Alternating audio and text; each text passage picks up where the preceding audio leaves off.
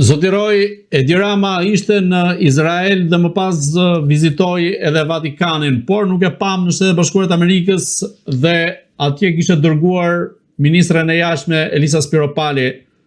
Në këtë rast, Edi Rama nuk shkon dot në Shtetet e Bashkuara të Amerikës apo po i afrohet, po themi pak nga pak, një vizitë të mundshme atje që siç deklarojnë kuvend do të jenë në Shtëpinë e Bardhë me Donald Trump për të firmosur antarësimin në Bordin e Paqes? Kjo është një pyetje për ambasadën amerikane, unë nuk përfaqësoj ambasadën amerikane, këtu unë përfaqësoj vetëm Grid Roy'n, por unë do thoja që këto thashë themet që vazhdojnë nëpërmjet gazetarëve, se është një kolegja juaj që ka marrë flamurin këto ditë dhe thotë që Zoti Rama pas ka shkuar fshehurazi në Amerikë dhe ka deponuar. Nuk e thot si i pandehur apo jo, gjë që është e çuditshme, që zonja gazetare nuk e thot, po thot që pas kësh deponuar në Shtetet e Bashkuara të Amerikës me një avokat privat për çështjen me Gonigat. Kjo mund të jetë ose jo e vërtet, unë nuk mund ta di dhe duke mos e pasur të konfirmuar në njërin anë apo tjetrën, është pa përgjegjshmëri që të thuhen këto gjëra. Por ajo që unë mund të them është që Zoti Rama edhe mund të vizitojnë Shtetet e Bashkuara të Amerikës. Ka një mundësi të largët, unë nuk besoj që do ta presin Shtëpinë e Bardhë, por ka një mundësi të largët që edhe të shkojnë në Shtëpinë e Bardhë dhe ta firmosë edhe Bordin e Paqes, sepse këto janë interesa që shkojnë përtej tij. Pra ai është në këtë rast duke u përdorur për interesa të cilat ai i kupton dhe nuk i japin asgjë Shqipërisë. Ju thatë që Zoti Rama vizitoi Izraelin. Çfarë i dha Shqipërisë ajo vizitë? Çfarë përfituan shqiptarët nga ajo vizitë? Kush ishte qëllimi i saj? Kush ishte objektivi i saj? Ishte një vizitë shtetërore, foli në Knesset, shumë mirë bëri që foli, po tha që i dridhen gjunjë. Nuk e kuptova dot këtë lloj shprehje që i dridhen gjunjët, sepse kaq për ulësi, siç i dridheshin gjunjët zyrtarëve shqiptar dikur për Jugosllavinë, edhe pastaj kur u prishëm me Jugosllavinë ju dridhnin gjunjët kur shkonin tek Hrushovi, dhe pastaj kur u prishëm me Hrushovin ju dridheshin gjunjët kur shkonin te Mao Zeduni, dhe pastaj kur u prishëm dhe me Mao Zedunin ju dridheshin gjunjët kur shkonin tek zyra e Komitetit Qendror të atij mërhumit. Nuk e kuptova se duhet i dridheshin gjunjët, pse ishte kaq i emocionuar kryeministri jon për një vizitë e cila shqiptarëve nuk besoj se i solli gjë. Nuk pruri me vete as investime, nuk pruri me vete as ndonjë marrëveshje armësh, pavarësisht se ka disa marrëveshje të pa publikuara që ne marrim disa lloje armësh nga Izraeli, por një lloj mbrojtje nga Izraeli, por nuk u publikua asgjë. Ishte një vizitë shtetërore e nivelit më të lartë ku Zoti Rama mori vetëm blatime personale. Pra kjo është duke sigurisht një vizitë e Edi Ramës për t'i thënë Amerikës që unë kam Izraelin në krah dhe do ta keni vështirë të më thyeni. Përtej asaj unë nuk pash asnjë lloj nga ana diplomatike, asnjë lloj suksesi të Zotit Rama. Nuk është ai i pari që ka vendosur marrëdhëniet me Izraelin, nuk është ai i pari që ka vënë në dukje që shqiptarët kanë qenë një popull që i ka mbrojtur Hebretën e kemi, dhe nuk është çështje që kemi mbrojtur Hebret, do kishim mbrojtur çdo që të ishte, sikur të ishin alienët të ishin në Shqipëri, ne do t'i mbrojmë sepse kultura jonë është e tillë, kemi kulturën e besës, dhe kjo është një gjë që duhet na bëj krenar, por nga ana vizita diplomatike bëhen për arsye interesash, nga ana interesave të shteteve unë nuk pash asnjë lloj përfitimi. Kështu që kështu i ftoj ta gjykojnë edhe njerëzit, ta shohin dhe të pyesin veten, ore çana solli kjo vizitë e tij? Pse duhet kryeministri jon të shkojë atje? Për t'ju kthyer pjesës vizitës në Amerikë.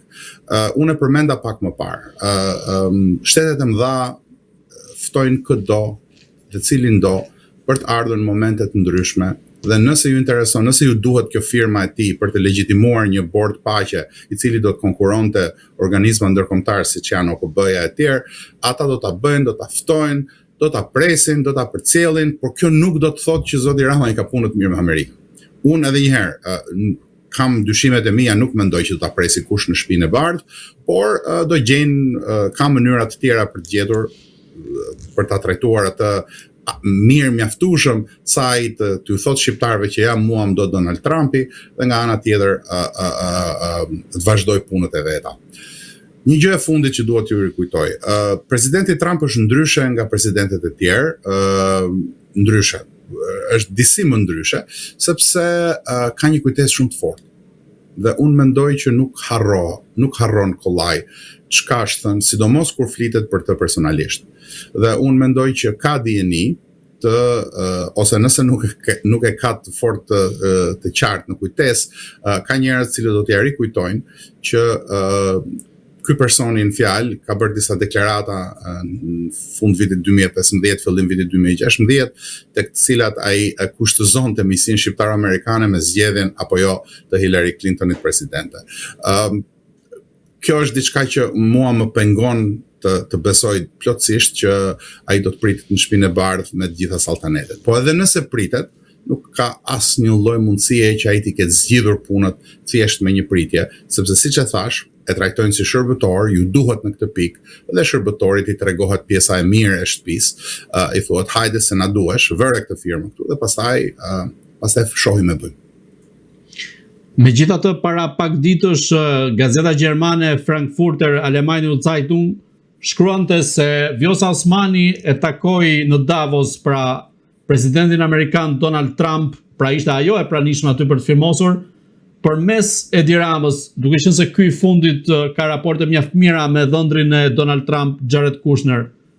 Në këtë rast, se ky më shumë duke një shkrim gati në kufit e thashë themit, por në këtë rast Edi Rama po i përmison marrëdhënien me Shtetet e Bashkuara të Amerikës apo jemi në fazën që ju e përmendët pak më parë? Shikoni, unë nuk kam përgjigje për pyetjet të cilat vetëm shërbimet mund t'ju përgjigjen. Unë do t'ju kujtoj diçka që Gjermania ka shërbime të forta, cilat kanë lidhje me gazetat të forta, me gazetat të mëdha.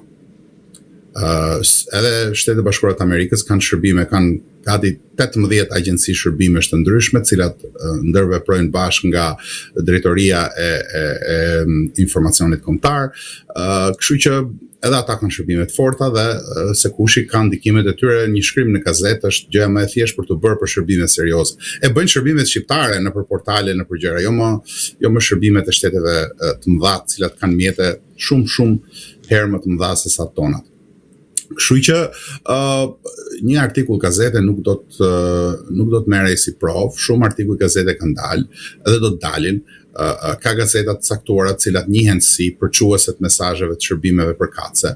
Është për shembull gazeta Telegraf në Angli, e cila dihet që kur shkruan diçka për gjeostrategjinë, ka gjithsesi një prapavi mbrapa. E të tjera, gjitha vendet i kanë këto. Unë nuk do të ndalesha fort tek pjesa e thashë themit. Doja të dilja tek pjesa e presidentes Osmani, e cila ka krijuar një raport shumë të mirë me administratën dhe kjo është gjë e mirë. Kjo është gjë e mirë sepse është si tip kundërpeshe, është si një lloj kundërpeshe ndaj marrëdhënies shumë të keqe që ka kryeministri aktual i Kosovës. Dhe për të mirën e shqiptarëve, për të mirën e Kosovës, është mirë që presidentja e Kosovës të ketë marrëdhënie të mira.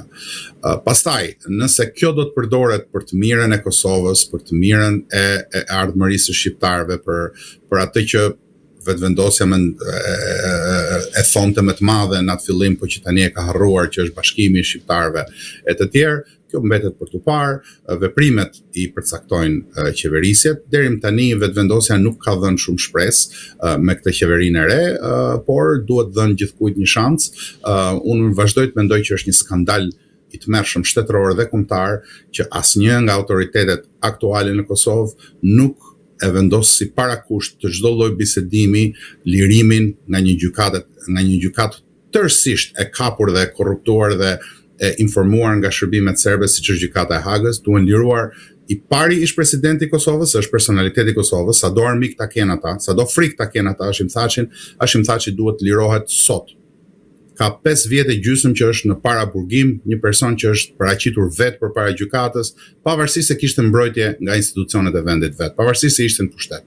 Pra, mos lirimi i Hashim Thaçit dhe të gjithë tjerëve, Kadri Veselit e të gjithë tjerëve, është një njoll e zezë e pashlyeshme asaj gjykate, ajo gjykatë është farsë dhe fakti që asnjë nga autoritetet e Kosovës nuk ka guximin ta vendosë si parakusht, është në turpin e tyre, do të ngelet turp historik kombëtar, edhe për presidenten Osmani, edhe për kryeministrin Kurti. Pastaj, a kanë defekte komandantët nga pikpamja politike? Këto janë çështje që edhe mund të diskutojmë. Nëse kanë shkelur ligjin për një arsye për një tjetër. Ka gjykata në Kosovë, tani më Albin Kurti ka mbi 50% votës, kontrollon gjithçka, le të gjykohen në Kosovë, nuk jam kundër unë asaj, por herojt e popullit shqiptar nuk duhet lënë trajtuar në këtë mënyrë, sepse Hashim Thaçi dhe gjithë ata që janë në Hag janë pa dyshimin më të vogël herojt e popullit shqiptar. Zoti Roy, dhe i pyetje e fundit duke u fokusuar te Kosova dhe Shqipëria, si mendoni, pse nuk janë ato raporte që do duhet të ishin në aspektin e një lloji bashkëpunimi shumë herë më të fortë dhe në këtë rast për të shkuar për te nateve personale shpeshherë që kanë ndodhur midis Albin Kurtit dhe Edi Ramës. Dhe në këtë rast si gjendet Kosova dhe vetë Shqipëria në raport me Shtetet Bashkuara të Amerikës si referencë po themi në rajonin e Ballkanit Perëndimor? Unë siç e thash pak më parë kam kritikat e mia të mëdha për Albin Kurtin dhe për Vjosa Osmanin dhe mënyrën se si kanë qeverisur këto vitet e fundit. Por në këtë rast më duhet të them, duhet të jemi objektiv. Albin Kurti ka të vetat, por në këtë rast fajin e ka Paria e Tiranës.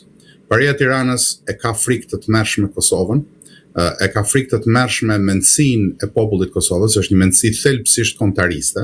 Edhe Albin Kurti në pushtet ka ardhur me kombëtarizëm, tani e ka shndruar në fals kombëtarizëm, kosmopolit, ndoshta e ka pasur që në fillim në këtë mënyrë dhe ishim dhe ata që e mbështeten u entuziazmuan jashtë radhe, por kjo mbetet për historinë pastaj, por nuk mund të fitohen zgjedhjet në Kosovë pa pasur të paktën paraqitje identitare përpara popullit Kosovës.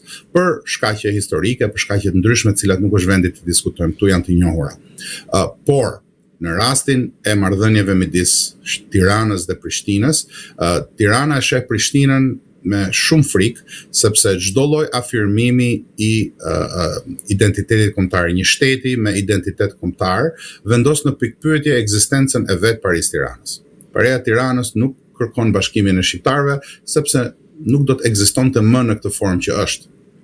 Nuk do të kishte më mundësitë që të luante kaq hapur me antishqiptarinë e vet. Ndaj dhe unë mendoj që Edi Rama ka qenë një nga aktorët më negativ të marrëdhënieve me Prishtinën.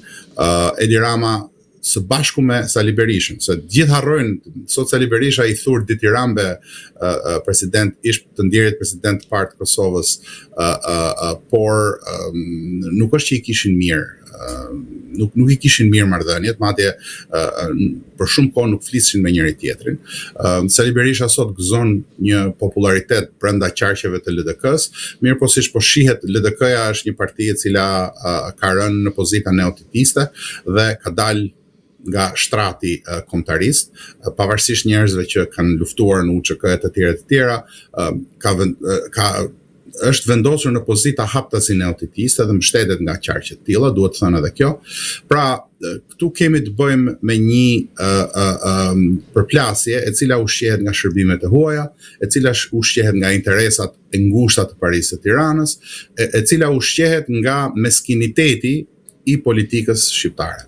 Të dyja palët janë fajtore, pra nuk është që nuk ka faj dhe në Kosovë, por më së shumti faj për këtë i bie Tiranës. Unë në librin tim që në 2013 pata parashikuar se boshti i kombëtarizmit shqiptar ishte në zhvendosje sipër e tani më mund të themi është zhvendosur nga Tirana, që ishte si kryeqendra e shqiptarisë, sepse është kryeqyteti i shtetit të pranuar të shqiptarëve, pra gjithë bota e pranon Shqipërinë si shteti i shqiptarëve, pavarësisht se qeveria është antishqiptare dhe opozita është antishqiptare dhe paria është antishqiptare. Po ky bosht po zhvendoset drejt aksit Prishtinë-Shkup. Tani aty në atë bosht ka ndërhyrje të mëdha, ka ndërhyrje nga shumë qarqe të huaja. Në Shkup kemi një ndërhyrje nga Turqia, shumë të fortë e të tjerë, por gjithsesi boshti kombëtar shqiptar është i drejtuar në vijën Prishtinë-Shkup dhe kombëtarizmi shqiptar aty e ka të ardhmen, jo më në Tiranë.